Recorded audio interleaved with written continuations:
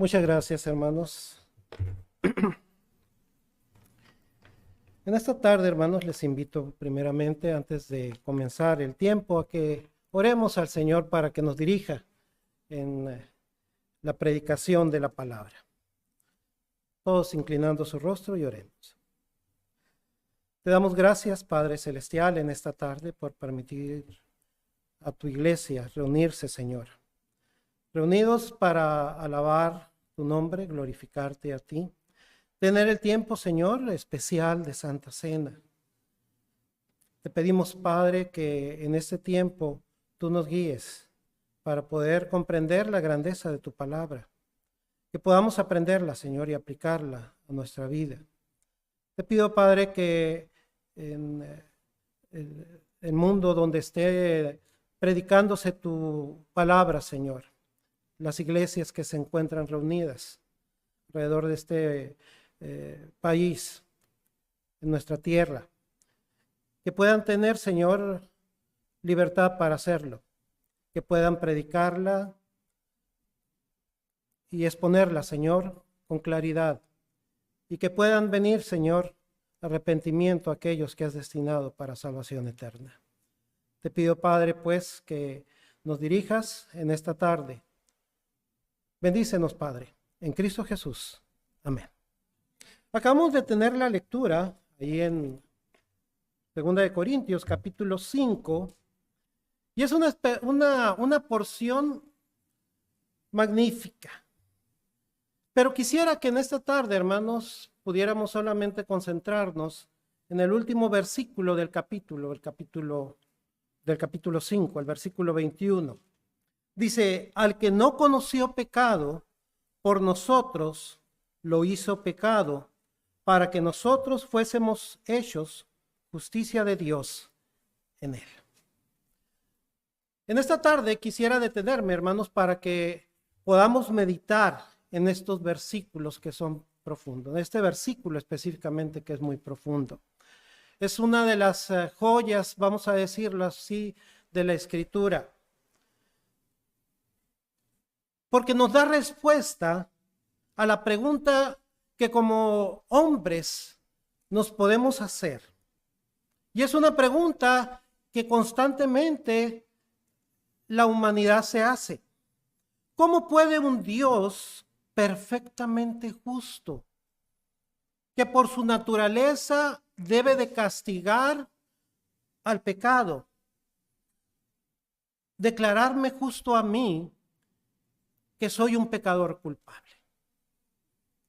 Esa es la pregunta que responde este versículo. Pero antes de meternos a desentrañar todo este versículo, quisiera que pudiéramos comprender la magnitud de esta situación. Y pudiéramos nosotros, al hacer esto, ver la grandeza precisamente de la salvación que Dios ha provisto. Pudiéramos utilizar un ejemplo, un ejercicio muy sencillo. Imagínate por un momento que tú eres un deudor que tienes una deuda grandísima. No estamos hablando de una deuda sencilla de Coppel o de Banamex, no. Es una deuda grandísima. Y esta deuda es tan colosal, tan grande, que te lleva inevitablemente a la ruina. Cada minuto, cada hora, cada día aumenta en manera proporcional. Es decir, se va haciendo cada vez más grande y más grande. Y tú puedes estar trabajando y buscando de todas formas y de todas maneras para poder abonar algo a esa deuda a fin de que se te bajen los intereses. Pero comprendes de que cada día que pasa, cada hora que pasa, esa deuda se va haciendo cada vez más grande y más grande y más grande. Para los que ya tenemos cierta edad, creo que todos hemos experimentado el sentimiento eso de despertar a las 2, 3 de la mañana y poner delante del Señor, Señor, tengo la deuda que pagar de Coppel o de Banamex o de esto. Okay. Y nos llena de ansiedad. Tenemos que poner delante del Señor. Bueno, pero esta deuda es mucho más grande. Esa es una deuda moral. Es una deuda que tenemos con Dios. Y esa deuda es por nuestros pecados. Cada día, cada momento, estamos pecando. No hace un momento nos dirigimos, pongo el ejemplo, a nuestra esposa de una mala manera. A nuestros hijos los maltratamos. En el día del Señor. Cada esfuerzo es inútil. Y la situación humanamente es desesperante. Porque esa deuda nos condena, nos conduce a la perdición. Esa es la condición espiritual del hombre. La condición natural.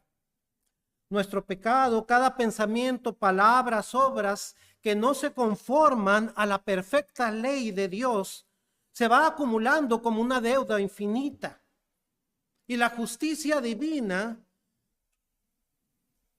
clama de que todo pecado debe de ser castigado.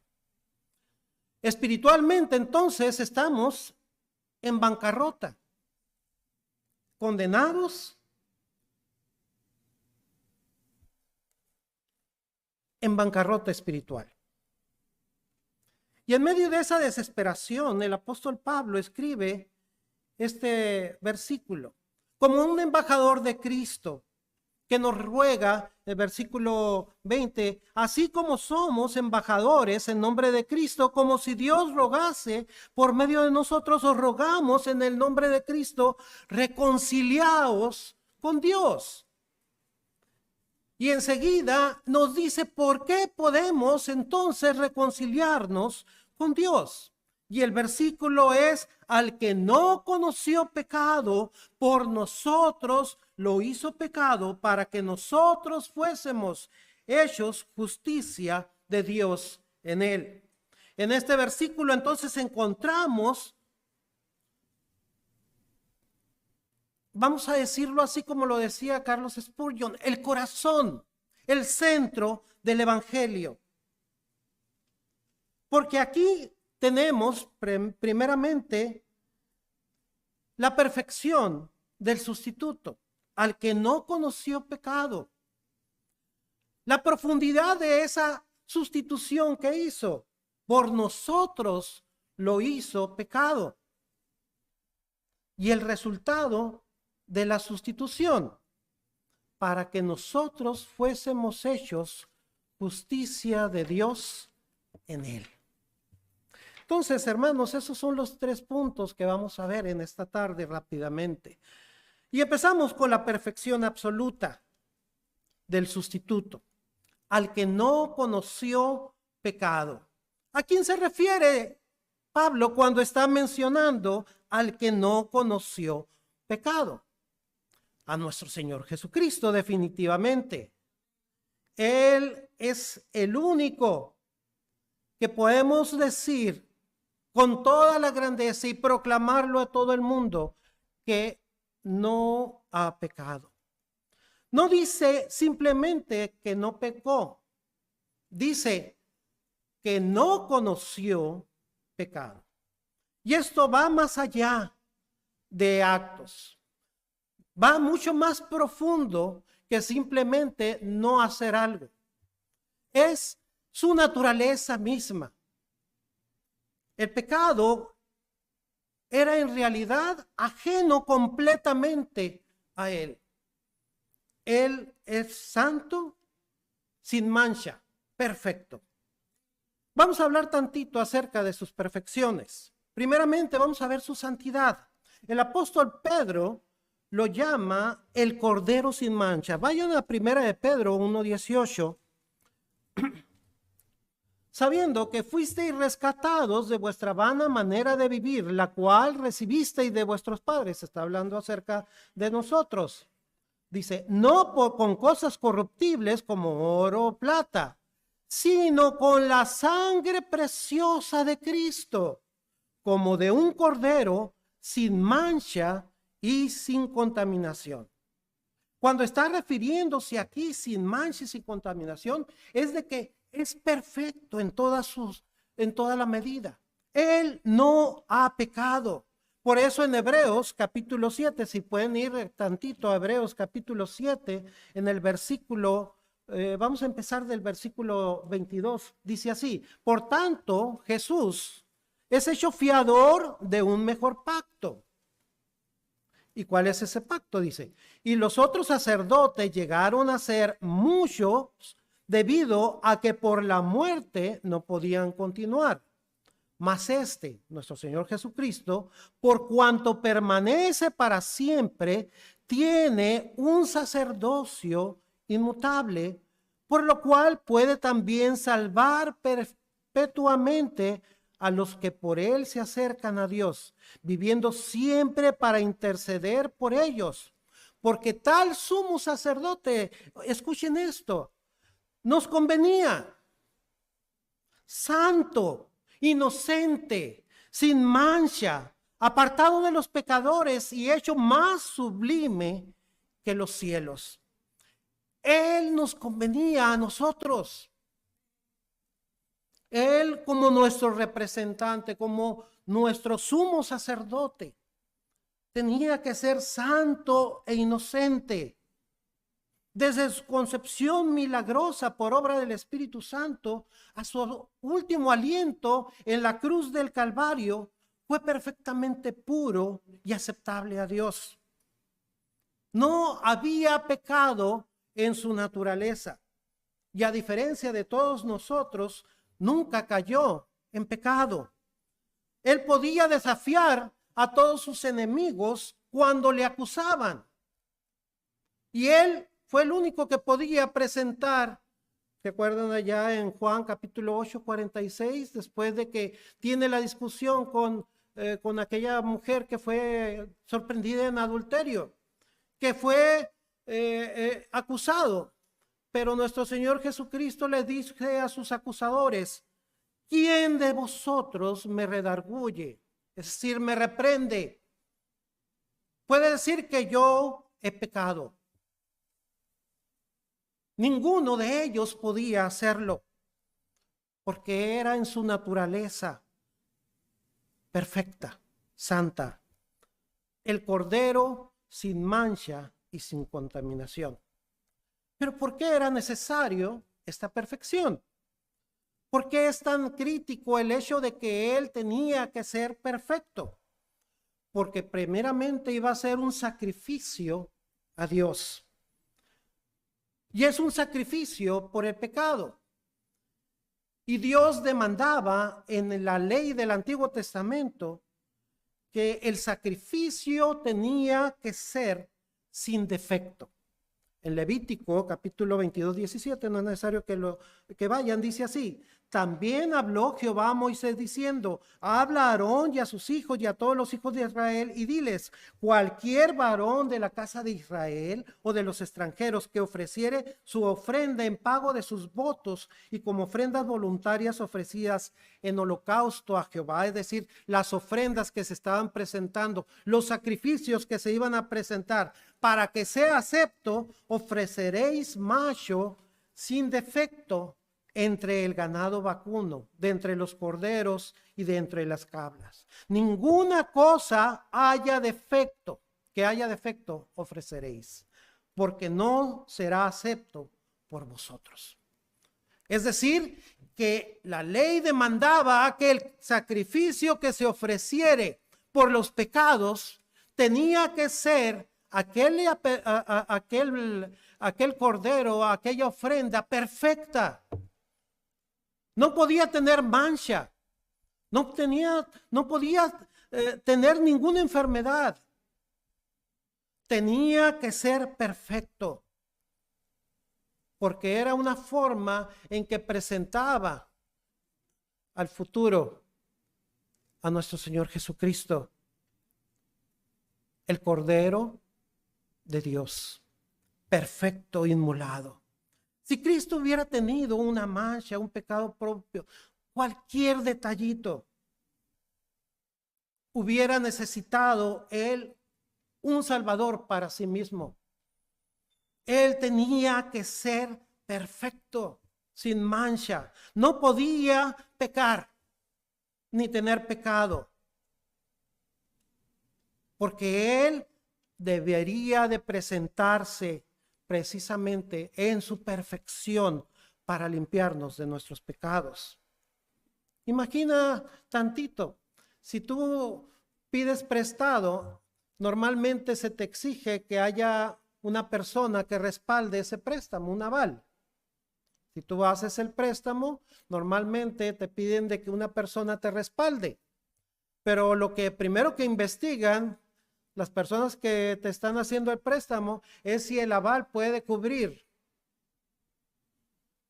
el préstamo que estás tratando de hacer. Debes de tener los fondos. No debes de tener el aval, ninguna deuda, para poder asumir las de la otra persona.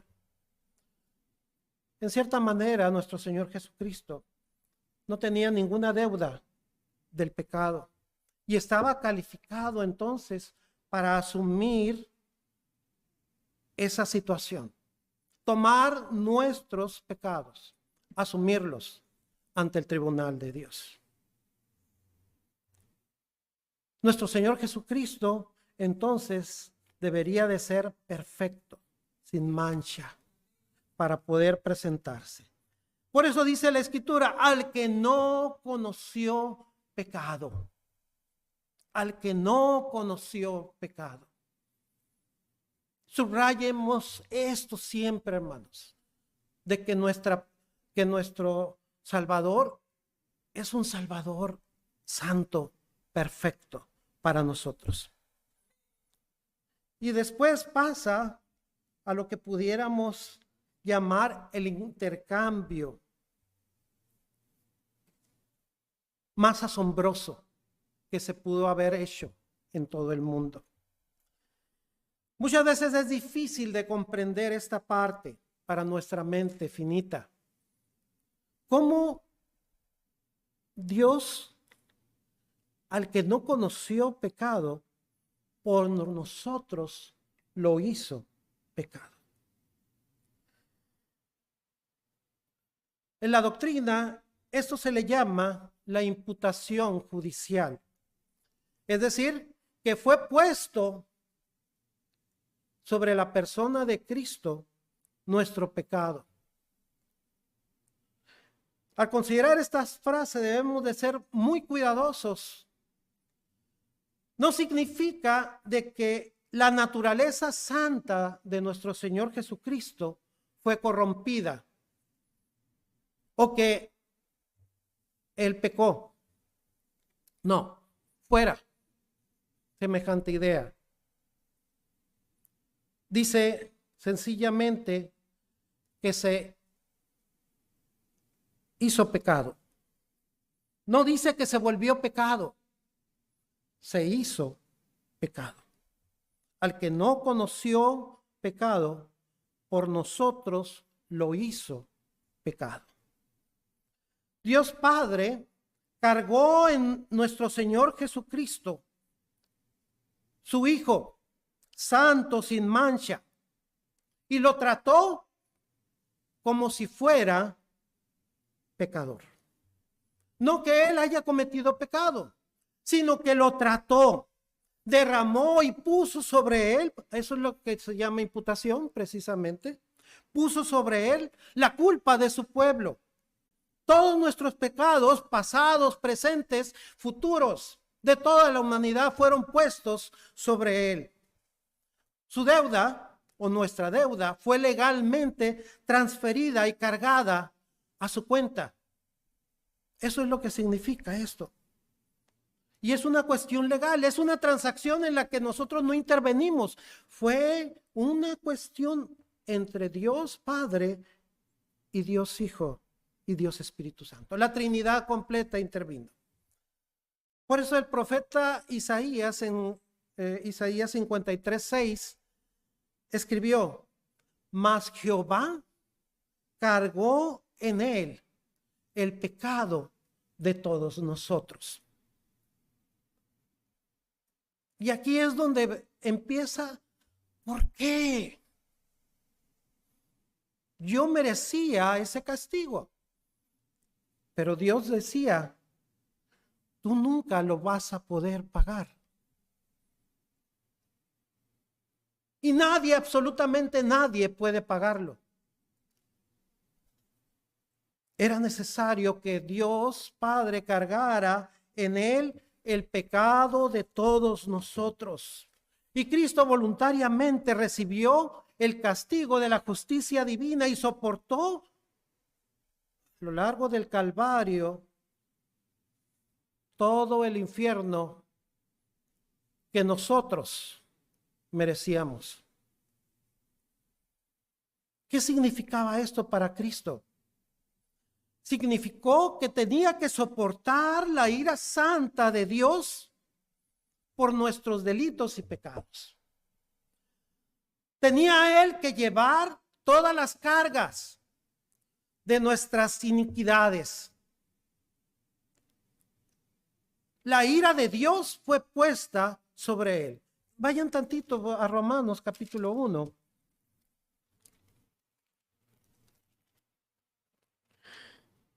Y hay un término aquí que utiliza el apóstol Pablo cuando habla acerca de esta situación. Versículo 18.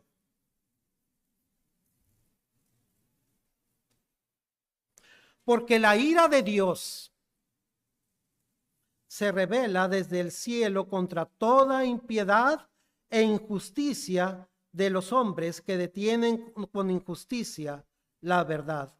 Porque lo que es manifiesto, pues Dios se lo manifestó. Porque las cosas invisibles de él, su eterno poder y deidad, se hacen claramente visibles desde la creación del mundo, siendo entendidas por medio de las cosas hechas, de modo que no tienen excusa.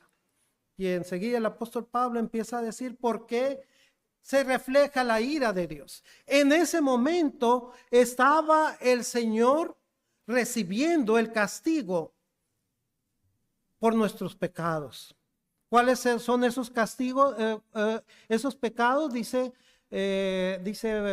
versículo 27, igualmente también los hombres, dejando el uso natural de las mujeres, se encendieron en su lascivia, unos con otros, cometiendo hechos vergonzosos, hombres con hombres, recibiendo en sí mismo su retribución debido a su extravío. Versículo 29, estando atestados de toda injusticia, fornicación, perversidad, avaricia, maldad, llenos de envidia, homicidios, contiendas, engaños, malignidades, murmuradores, detractores, aborrecedores de Dios, injuriosos, soberbios, altivos, inventores murmuradores, detractores, aborrecedores de Dios, injuriosos, soberbios, altivos, inventores de males, desobedientes a los padres, necios, desleales, sin afecto natural, implacables, sin misericordia. Creo que abarca todo lo que somos como hombres naturalmente. Y termina, quienes habiendo entendido el juicio de Dios, que los que practican tales cosas son dignos de muerte, no solo las hacen, sino que también se complacen con los que las practican. Imagínense entonces, en ese momento en que nuestro Señor Jesucristo está en la cruz del Calvario, Él eterno con Dios Padre. En ese momento, Dios le dio la espalda. porque estaba recibiendo todo el castigo que nuestros pecados merecían, que acabo de mencionar aquí. Por eso Él está en la cruz y dice, Elí, Elí, lama sabactani. Dios mío, ¿por qué me has desamparado?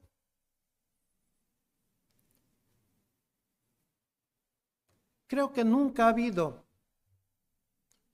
hombre que ha soportado. Quizá haya gente que haya sufrido cosas peores, pero no el castigo de la ira de Dios. Solamente nuestro Señor Jesucristo.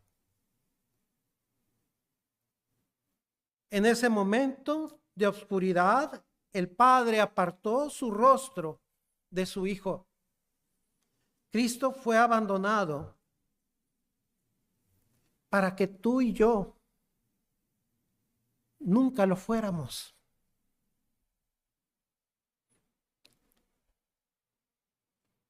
Ese es el famoso intercambio. Él tomó nuestras iniquidades.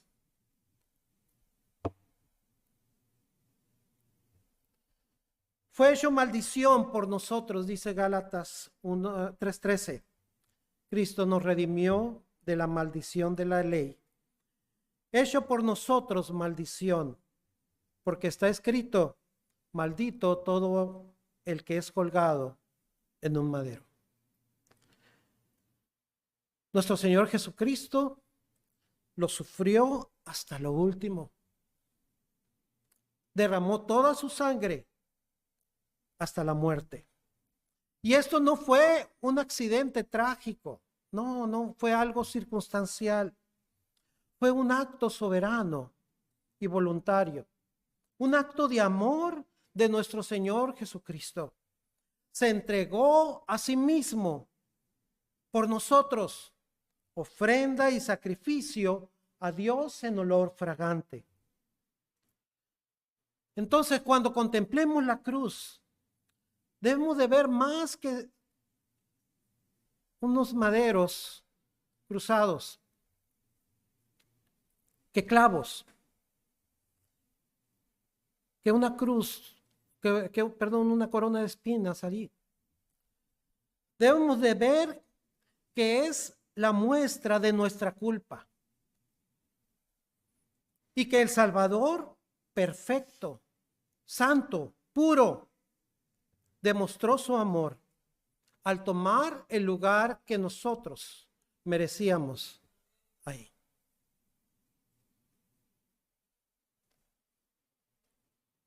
Ahora bien, ¿cuál fue el resultado de esto? Ya hemos visto la perfección del sustituto. Ya hemos visto ahora continuando, ¿por qué nosotros o por nosotros lo hizo pecado? Es decir, ¿hacia quién fue dirigido eso? Pero veamos ahora el resultado. El resultado es para que nosotros fuésemos hechos justicia de Dios en él. Si la primera parte del intercambio de nuestra deuda fue transferida a Cristo, la segunda también es igualmente milagrosa. En su perfecta justicia, Él nos da esa justicia. Es una justicia, en primer lugar, recibida, no es producida. Noten la forma en que se refiere el versículo. Dice, para que nosotros fuésemos hechos justicia de Dios. Somos hechos justicia. ¿Okay? No dice que vamos a hacer o vamos a, por nuestro esfuerzo, a lograr la justicia. No. Somos hechos justicia de Dios. No es una justicia que nosotros forjamos con nuestro esfuerzo. Nuestras buenas obras no tienen nada que ver con esto. Nuestras obras piadosas no tienen absolutamente ninguna cabida aquí. Isaías 64:6 nos dice que todas nuestras justicias son como trapos de inmundicia ante la santidad de Dios. Tú no puedes aportar, yo no puedo aportar nada. Nadie absolutamente puede aportar nada. Todo lo ha hecho nuestro Señor Jesucristo, Dios mismo, para que nosotros fuésemos hechos justicia de Dios en Él. Hay otro versículo muy importante en Juan capítulo 1. Vayan tantito ahí. Fíjense bien, tiene casi el mismo sentido. Juan capítulo 1, versículo 12. Mas a todos los que le recibieron, a los que creen en su nombre, les dio potestad de ser hechos hijos de Dios, los cuales no son engendrados de sangre, ni de voluntad de carne, ni de voluntad de varón, sino de Dios. Es fundamental que entendamos esto. No son nuestras justicias los que provoca una vida de justicia, una vida de acercamiento a Dios. Es la obra que hizo nuestro Señor Jesucristo en nuestro favor. Mas a todos los que le recibieron, a los que creen en su nombre, les dio el poder de ser hechos hijos de Dios. Para que nosotros fuésemos hechos justicia de Dios. Es decir, que ahora nosotros en Cristo tenemos justicia de Dios. ¿Qué significa esto? De que todas las perfecciones de nuestro Señor Jesucristo son puestas ahora hacia nosotros. Es decir, Dios nos ve en esa perfección de nuestro Señor Jesucristo. Eso se llama la justicia de Dios puesta a nuestro favor. De tal forma de que ahora cuando yo me presento delante de Cristo, delante de Dios Padre, Él me ve con la justicia de nuestro Señor Jesucristo. Recuerdo un pasaje, ahorita se me vino a la mente, quizá alguno de ustedes puede recordármelo después, en el Progreso del Peregrino, que cuando es cambiado o cuando es puesto el vestido de justicia, es revestido de justicia, dice, está hablando acerca de que cómo es posible de que pueda nuestro Señor Jesucristo darnos su justicia. Y menciona Juan Bunyan en este pasaje de que nuestro Señor Jesucristo tiene una doble justicia, por lo cual puede cubrir al pecador sin quedarse él descubierto, porque es una justicia dada de su perfección, de su andar en el mundo, en perfección de justicia. Por eso era necesario que él fuera justo, que él fuera perfecto, que fuera santo, para poder brindar precisamente esa justicia hacia nosotros. Pero también tenía una justicia de su propia naturaleza. Es Dios. De tal forma de que nuestro Señor Jesucristo cubre todo. Es la obediencia perfecta de Cristo, su vida sin mancha, su muerte sacrificial, la que es acreditada a nuestra cuenta por medio de la fe. En el momento en que creemos en Cristo como nuestro Salvador, esa justicia es puesta, ese vestido de justicia es puesto en nosotros. Ahora Dios nos ve en la perfección de Cristo. ¿Cómo podemos hacerlo? Dice, en Él. ¿Cómo ocurre esta transferencia? En Él.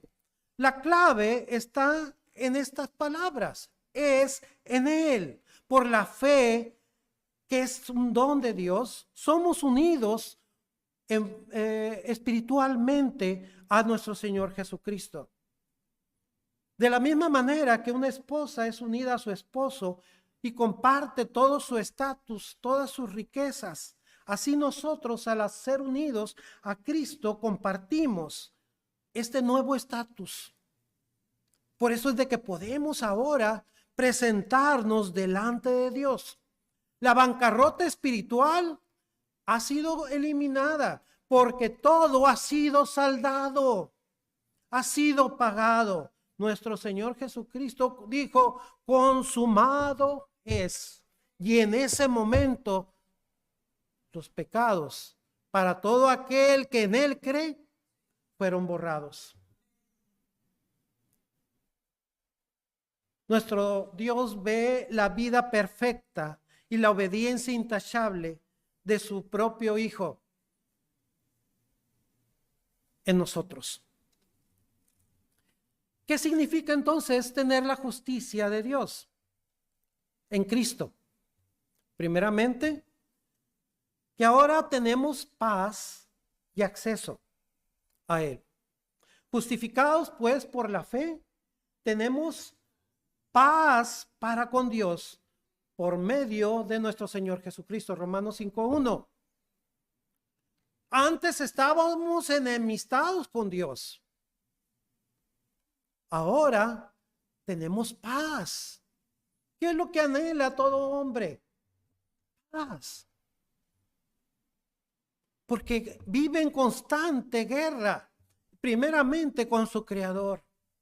Por eso es de que necesita acercarse las personas a Cristo. Significa paz y acceso a Él. Podemos ahora acercarnos. Ya no somos enemigos, sino que tenemos libre acceso a la presencia del Padre. Significa también que ahora tenemos seguridad eterna. Somos adoptados en la familia de Dios. Somos hechos cercanos. Somos hijos amados. Nuestra posición ante Dios ahora es segura, como la de Cristo mismo. ¿Tienes problemas, pensamientos que te atacan? ¿Satanás atacándote con respecto a esto? Debes siempre pensar de que es en Cristo que nosotros tenemos esa seguridad. Y podemos escribir así en nuestra lápida, porque estoy en Él. Ok. Y puedo esperar. Nuestra posición ante Dios es tan segura como la de nuestro Señor Jesucristo. Porque no se basa en nuestro desempeño. No se basa en nuestra perfección, sino en la obra perfecta y terminada de nuestro Señor Jesucristo. Ahora, pues, ninguna condenación hay para los que están en Cristo Jesús. Que nos grabemos en nuestra mente, en nuestro corazón, este versículo. Ninguna condenación hay para los que están en Cristo Jesús. Y por último, significa el fundamento para andar en una nueva vida, así como lo menciona, de modo que si alguno está en Cristo, nueva criatura es. Las cosas viejas pasaron, he aquí todas son hechas nuevas. Ahora yo puedo andar en novedad de vida. Ahora sí puedo hacer aquello que agradaba a Dios o que agrada a Dios. Antes no podía hacerlo. Pero ahora Cristo me capacita, me santifica. La obediencia ya no es un intento desesperado de ganar el favor de Dios, sino que ahora buscamos una respuesta gozosa y agradecida al Hijo de Dios. Él debe de ser el centro de nuestra vida y de nuestro corazón. Concluyo con esto. A través de estos versículos podemos ver que Cristo tomó nuestro lugar, tomó nuestro pecado, el santo, el que no conoció pecado. Nosotros, los pecadores, recibimos su justicia perfecta. Por nosotros lo hizo pecado para que nosotros fuésemos hechos justicia de Dios en él. Tomó nuestra condenación para que nosotros recibiéramos su aceptación. Él soportó el ser abandonado por su padre para que nosotros disfrutemos de la adopción de hijos. Que podamos, ahora que vamos a tomar la Santa Cena, recordar todos estos aspectos. Vamos a orar, hermanos. Gracias, Padre, te damos por tu palabra. Te he pedido, Padre, que ahora, en este tiempo de Santa Cena, podamos, Señor, recordar ese sacrificio que hiciste por nosotros en tu cruz.